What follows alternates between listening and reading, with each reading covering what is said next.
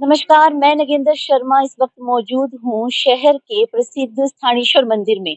आप देख सकते हैं कि महाशिवरात्रि को लेकर कैसी तैयारियां चल रही हैं। मैं आपको दिखाना चाहूंगी कि मंदिर के जो प्रांगण है या बाहर का दृश्य आप देख सकते हैं, वहां पर सजावट किस तरह से हो चुकी है और मंदिर का जो हर एक भाग है वो पूरा सजायमान हो चुका है। रात की जो सज्जा है उसके लिए लाइटिंग भी कर दी गई है। आप देख सकते हैं ये जो पूरा परिसर है स्थानेश्वर महादेव मंदिर का, आप देख सकते हैं यहाँ पर ये जो पावन सरोवर है, यहाँ पर बहुत ही शुद्ध जल बह रहा है क्योंकि महाशिवरात्रि को लेकर जो तैयारियां हैं वो काफी जोरों शोरों से चल रही हैं। यहाँ पर जो महंत हैं स्थानेश्वर मंदिर के रोशनपुरी जी, यहाँ पर सारी तैयारियों को देख रहे हैं। आप देख सकते हैं कि मंदिर का जो प्रवेश द्वार है उस पर कैसी साज सज्जा दिखाई दे रही है। स्थानेश्वर मंदिर का इतिहास अपने आप में ही बहुत पौराणिक है। कहा जाता है कि ये जो आदिकाल से इस मंदिर का इतिहास चलता आ रहा है और बताया जाता है कि ये आदि शिवलिंग है जो सबसे पहले स्थापित किया गया था और भगवान शिव ने स्वयं इसे स्थापित किया था। तो आप देख सकते हैं कि चारों तरफ किस तरह की साज सज्जा देखने को मिल रही है स्थानेश्वर मंदिर में। तो यहाँ पर महंत हैं रोशनपुरी जी मेरे साथ, आइए इनसे बात करते हैं। नमस्कार, बी पॉजिटिव न्यूज में आपका स्वागत है। मैं नगेंद्र शर्मा इस वक्त मौजूद हूँ शहर के ऐतिहासिक मंदिर स्थानेश्वर में। कहा जाता है कि महाभारत काल में यहाँ पर पांडवों ने पूजा अर्चना की थी, लेकिन उससे पहले भी ये मंदिर स्थापित हो चुका था। इसका इतिहास ये है कि यहाँ पर भगवान शिव ने स्वयं हाथी का रूप धारण करके इस शिवलिंग को स्थापित किया था। महाशिवरात्रि का पर्व है, ऐसे में बात करते हैं स्वामी रोशनपुरी जी से कि कैसी जो तैयारी है वो शिवरात्रि को लेकर चल रही है। Swami ji, B post news में आपका बहुत बहुत स्वागत है। नारायण।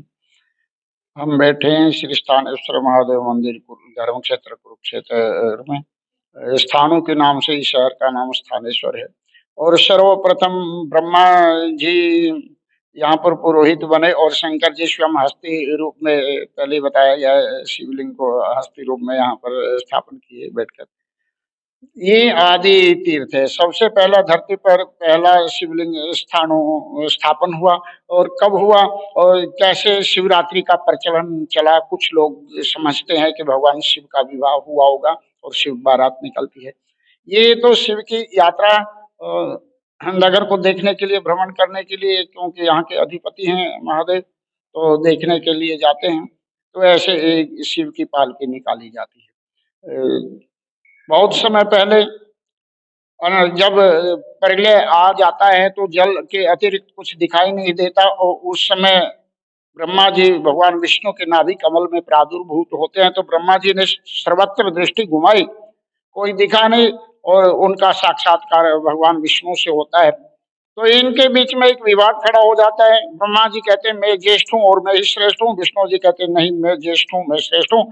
तो इनके मध्य में जब इस बात को लेकर एक विवाद सा हो गया, उनके मध्य में एक ज्योतिर्स्तंभ के रूप में भगवान शंकर खड़े हो गए। उस ज्योतिर्स्तंभ का न आदि किसी को पता चला न अंत। तो ब्रह्मा जी उसके ऊपर के भाग का पता लगाने के लिए और विष्णु जी निरंतर नीचे के भाग का पता लगाने के लिए कि इनका और छोर कहीं मिले, चलते रहे। कितने वर्षों तक चले होंगे नहीं पता, लेकिन अंत में आकर उन्होंने उसी जगह जहां से प्रारंभ किया था आत्मसमर्पण कर दिया और हाथ जोड़कर खड़े हो गए। आप कौन है, हमें अपना परिचय कराइए। तो भगवान शंकर अपने असली रूप में आए, उन्होंने दर्शन कराया कि मैं ही ज्येष्ठ हूँ और मैं ही श्रेष्ठ हूँ।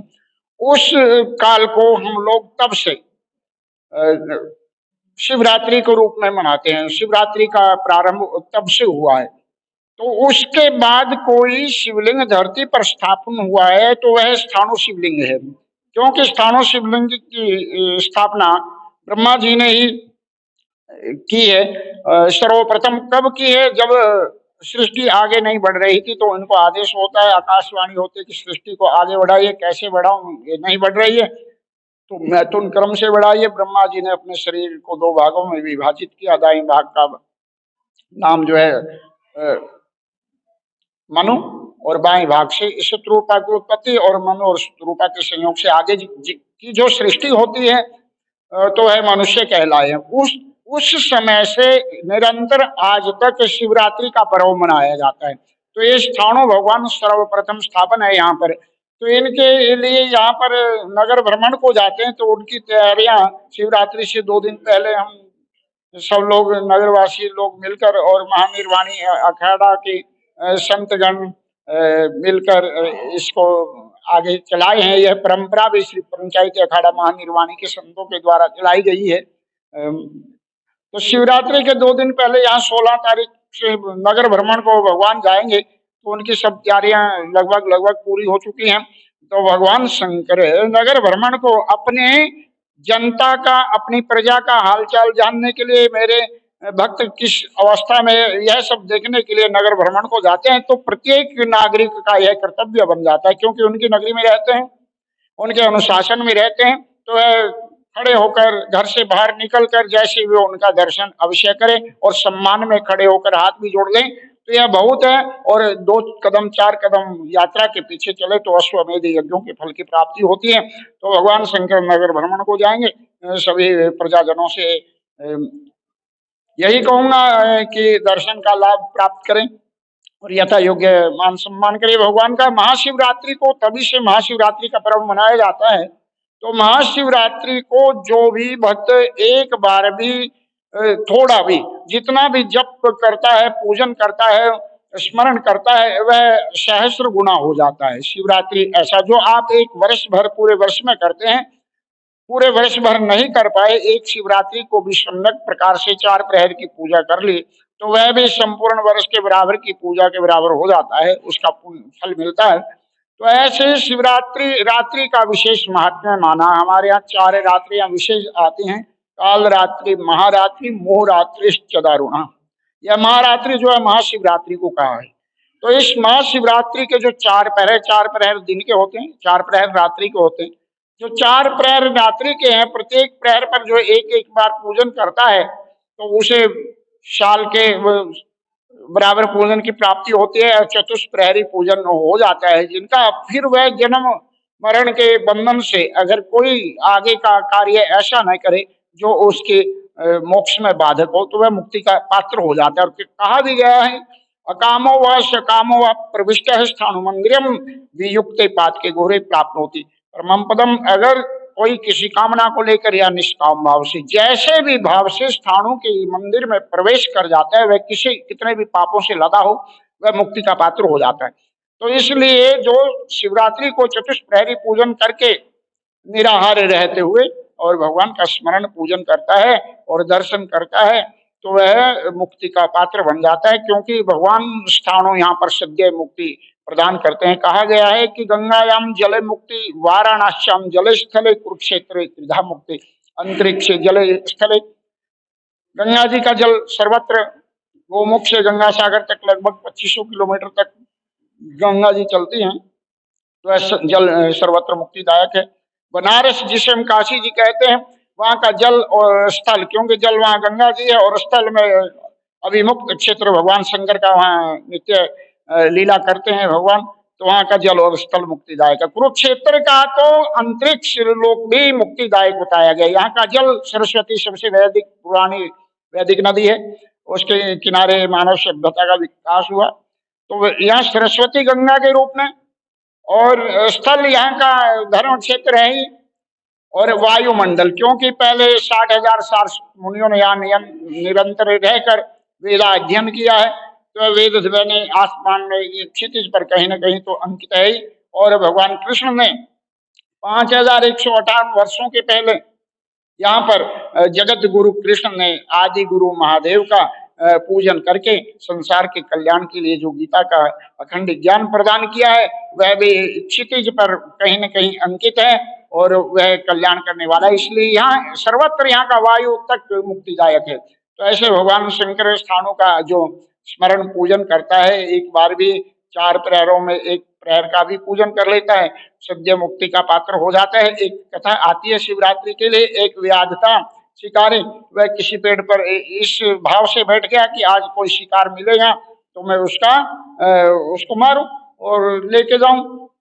तो वह खाने के लिए जल और कुछ खाने का सामग्री लेकर गया था। पहले पैर में जब कोई हिरण आदि आया तो उसने अपने धनुष पर बाण चढ़ाया तो उससे कमंडल का जल गिर गया।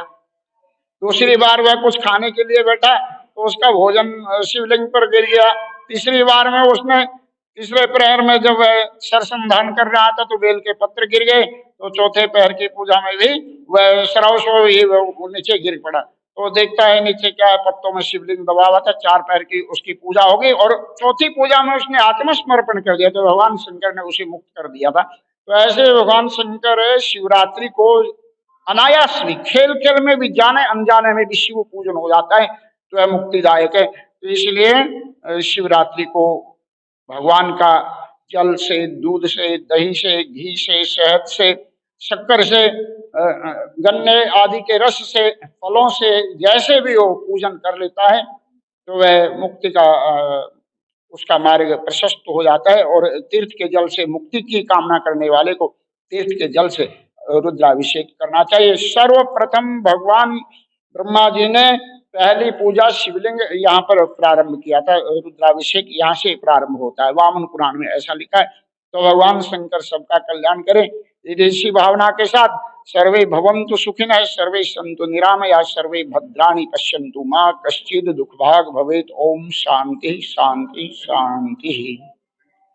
तो देखा दोस्तों, यहाँ पे स्वामी रोशनपुरी जी का कहना है कि ये जो स्थानेश्वर मंदिर है वो आदि काल से यहाँ पर स्थापित है, जहाँ पर ब्रह्मा जी ने पूजा अर्चना की। महाशिवरात्रि पर्व को लेकर यहाँ पर बहुत अच्छे से तैयारियां देखने को मिल रही हैं। कल शोभा यात्रा निकलेगी नगर में। तो दोस्तों, आप भी स्थानेश्वर मंदिर में आइएगा और महाशिवरात्रि के इस पर्व को खुशी के साथ मनाइएगा। बी पोस्ट न्यूज के लिए नगेंद्र शर्मा।